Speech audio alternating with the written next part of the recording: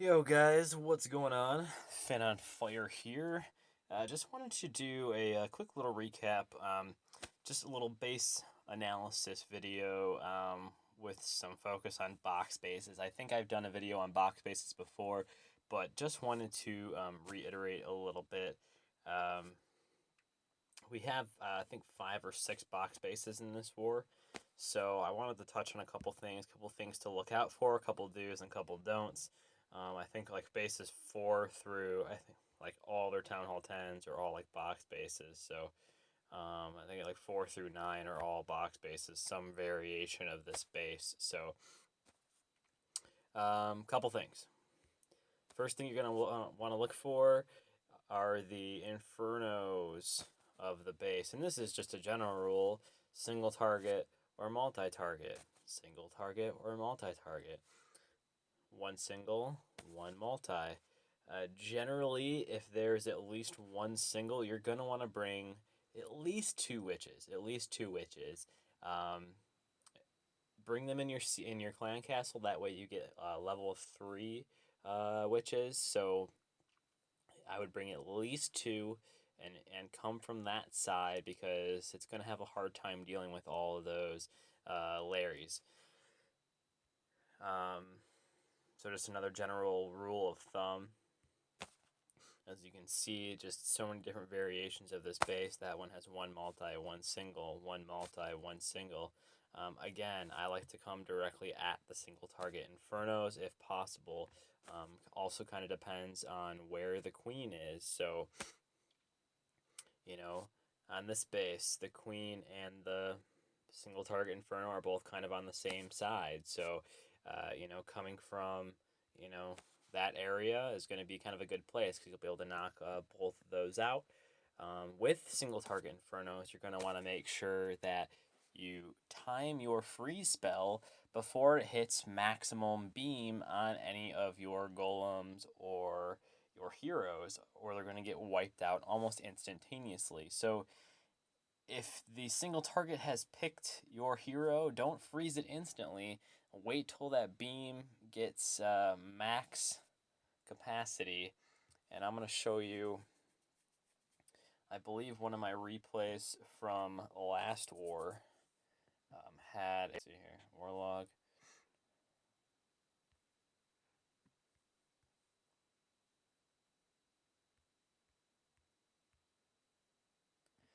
I believe one of these had a single target inferno. Yes. So, just a quick little replay. First things first, and this goes for any base, just kind of a back to basics type thing. I see this time and time again where for some reason after people pull the clan castle, they want to drop an archer or two. And I've seen people waste wizards, waste 5 archers, just trying to pull them out for some reason. You don't need to pull the troops out of the base because, for one, balloons go slower than dragons. So if that's what they have in their clan castle, they're going to get separated, and you're not going to be able to poison all of them in one shot. So when they come out of the clan castle, just poison them right there and just hang out for a second. If you have 2 poisons, great, drop them both on them. Some of you may not know, but 2 decent level poisons can kill a max level dragon, as you are about to see. That is a max dragon. So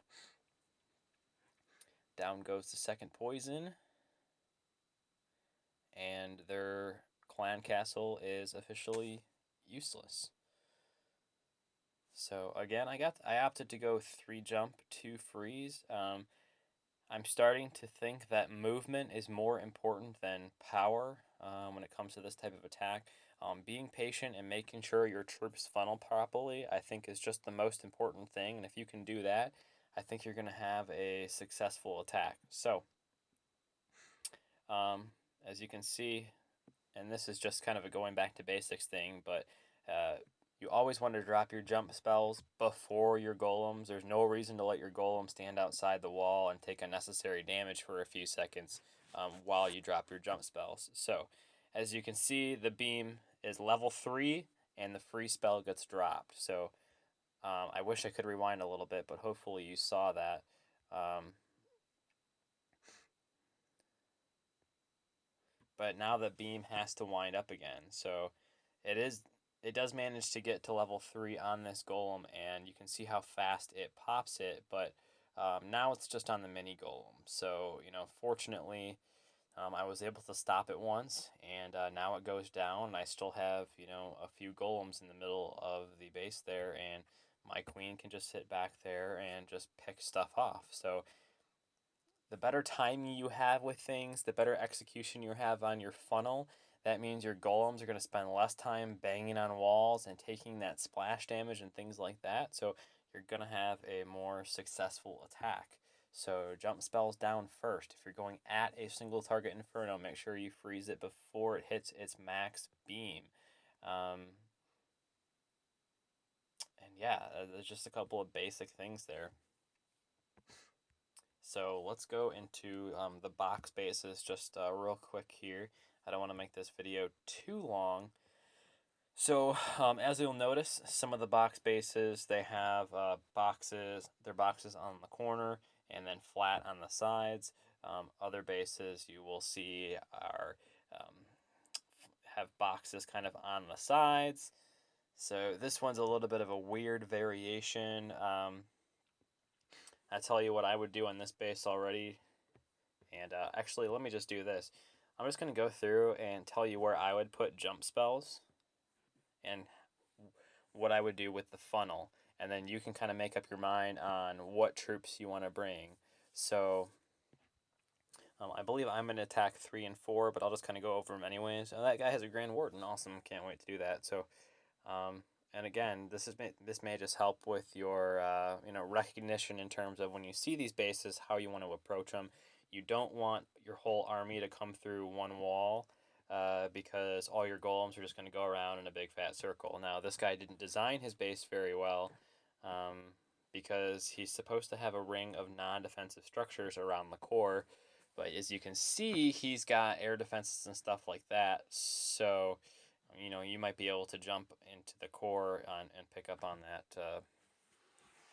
But regardless, the sole purpose of these bases is to force your golems to go in a circle around the outside and not target anything towards the core. These guys didn't make these bases too well, to be honest, because as you can see, they have structures that would lead my golems, right into the core. So, number 5 has an Eagle Artillery. Damn. These guys are really messed up. It's like the most messed up clan. So yeah, let me just go over jump spells here. So just for a little bit of recognition for you guys. Again, on these bases, with this, because it would be really, well, again, he's got a whiz tower right there. So you could do wall breakers if you want to try to risk it. Just make sure you bring extra in case they get zapped. But because he has such a long flat wall here, you could do wall breakers, and then you could do, jump here and do your main attack from the corner. So I like doing 3 jumps and 2 frees, but you can, kind of makeshift it whatever you think. You can replace a jump with a few wall breakers if you want. But I would do jump, have your flank golems and some wizards, take out some structures here, and then I would do wall breakers through here and another jump right here. You may even be able to jump right, put one right there and go from, that side all the way into the core. So, but again, jump, and then your main funnel is going to go like that right into the core.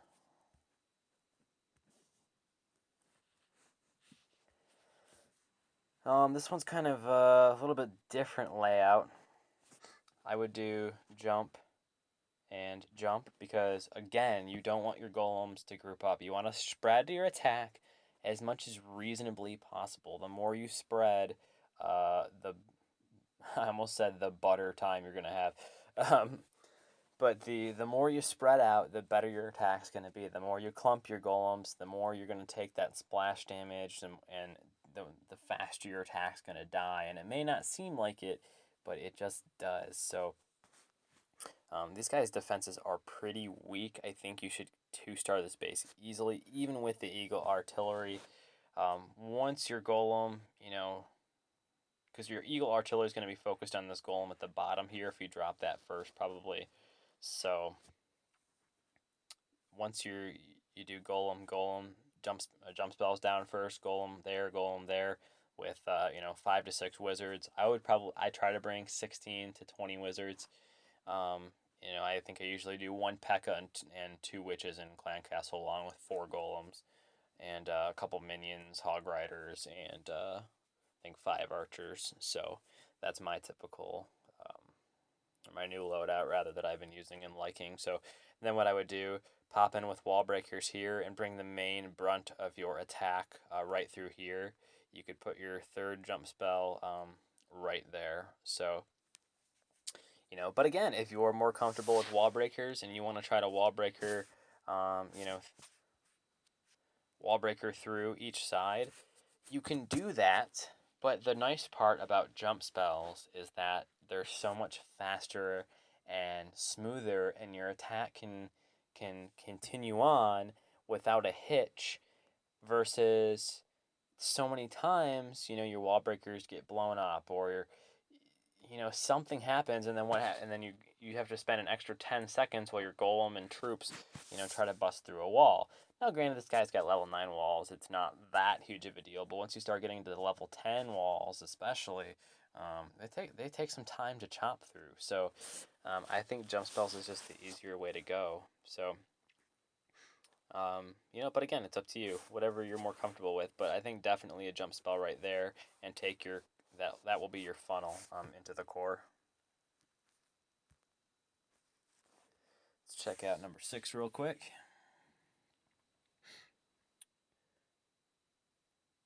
Number 6 is a little bit different. I would probably wall breaker in on the corners. 1 golem and some whiz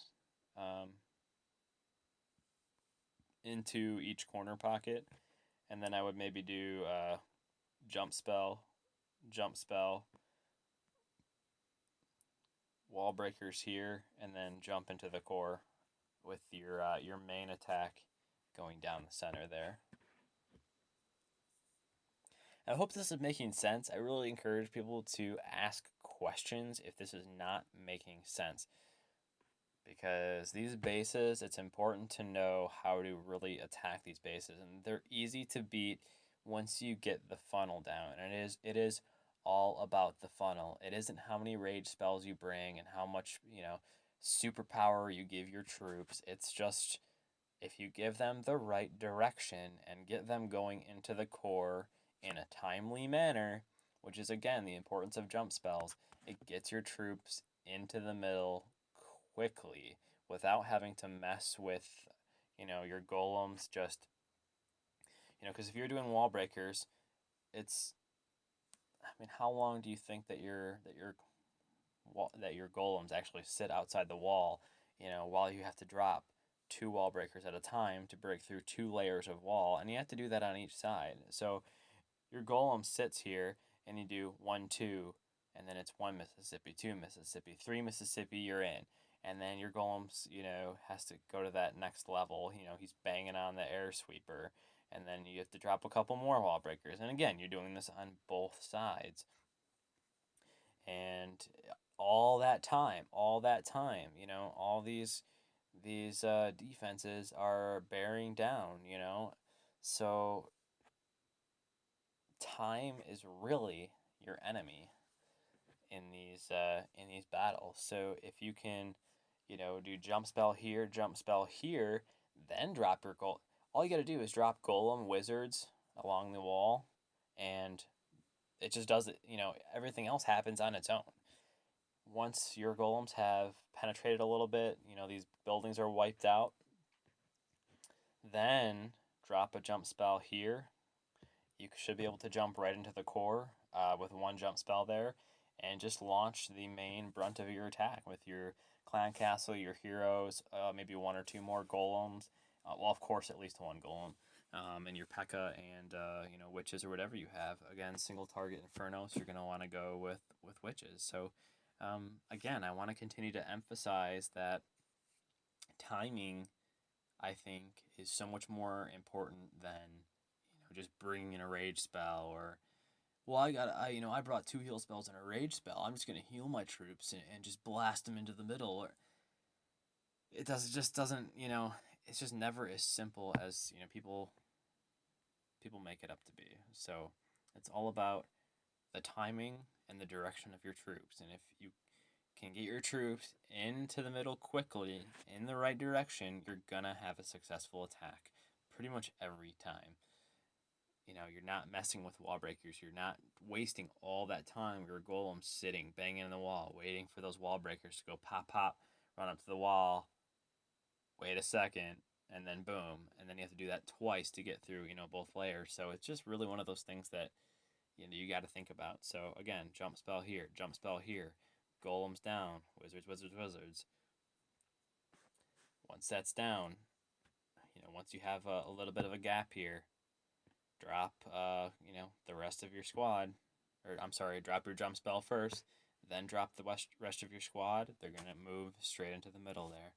And, don't drop your free spells right away on multi-target. When your multi-targets when your wizards start to get in range, and then they really start to take out your wizards, that's when you want to drop on the multi-target. He's probably got Teslas right here. Guaranteed he's got Teslas right there. So, probably going to want to wait till those pop before you drop that free spell. Even though when they do pop, they will be frozen. So, here, I think is the last box base for this war. And again, they're all pretty simple. This one I don't. Yeah, you should be able to do one jump. So same thing, jump here, and once your golems and your wizards move in and create a little gap there. Because once you have a gap, once you have gaps, picture all those buildings destroyed, and you drop a jump spell right there. Where are all of your troops going to go? They're going to target, your golems are going to target the nearest defensive structures. Your witches, your P.E.K.K.A.s, your Hiras, they're all going to go to the nearest structures that they can target. And if all of these buildings are wiped out, or at least a few of them, to where your golems don't want to go left or right, they're all going to go straight into the core, and they're going to take that town hall, and it's going to be very, very quick for them getting to the core. So, and it's not going to be perfect. There's going to be buildings left over, on the left and right of your funnel. So it's not always going to be perfect, but as long as you have some type of gap, your troops are going to move towards the core. So again, that is how you want to do box bases. If you feel like you have to have a rage, then do 1 freeze and 1 rage, but I would do 3 jump spells on all of these box bases. So I think that's it for me. Hopefully I covered some basics and some, things to keep in mind, and gave you some good ideas on how to take out these box bases. If we can 2-star all their box bases and 2-star, well, hopefully we can 3-star, whatever these chump bases are. But yeah, I think we'll do good, guys. So, oh, here's one more box base. I don't even see this one down here. Man, they have a lot of them. This one, I would probably just try to do wall breakers on the sides. This is one where you may get to do 2 freeze, a rage, and or 2 rage and just 1 jump or something like that. Or you may want to do 2 jumps still. You may want to double jump into the core.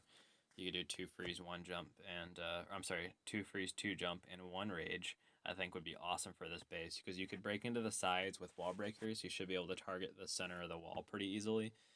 If you drop wall breakers like right here, they'd be far enough away from that wizard tower as well. So yeah, I would go 2 freeze, 2 jump, and and 1 rage. So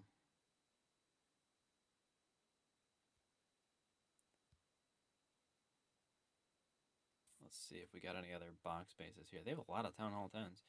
Here's another box base. This one doesn't have Inferno, so maybe a Town Hall 9 might be attacking this.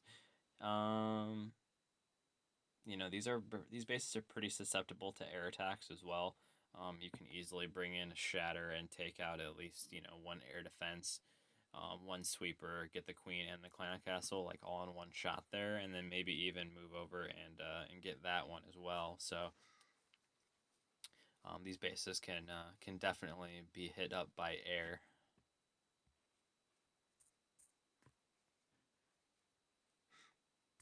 So, all right, guys. Well, I hope some of those pointers will help you. If you have questions, you know, please ask. Post in Facebook. You know, whatever you want, and we'll try to get a win here. We're in a little bit of a slump, so let's just attack smart, be patient, and let's kick some ass.